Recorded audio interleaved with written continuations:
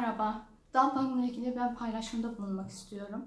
Bundan yaklaşık bir sene öncesinde katılmış olduğum bir yemekli düğün ortamında birlikte aynı masada yemek yediğimiz annenin yanında bir erkek çocuk vardı. Sürekli öksürmesi, hasta olduğunu zaten çok net gösteriyordu. Dikkatimi çekti, kısa bir konuşma yaptık. Sürekli sık sık boğaz enfeksiyonu geçirdiğini çocuğunun ve neredeyse 2 ayda bir hep hastaneye gittiklerini, ağır antibiyotikler kullandığını belirtti. Ben de bunun üzerine yemekten sonrasında birkaç dakikasını rica ettim.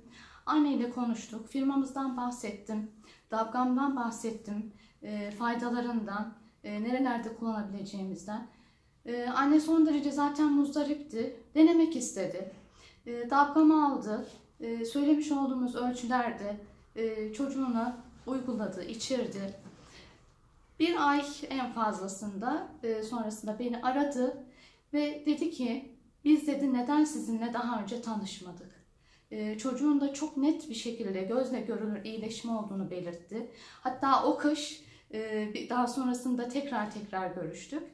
Hastaneye gitmediklerini belirtti. Çocuğunun sağlığının çok daha iyiye gittiğini vurguladı ve çok memnun olduğunu, teşekkür ettiğini, Besleme bize teşekkürlerini sundu.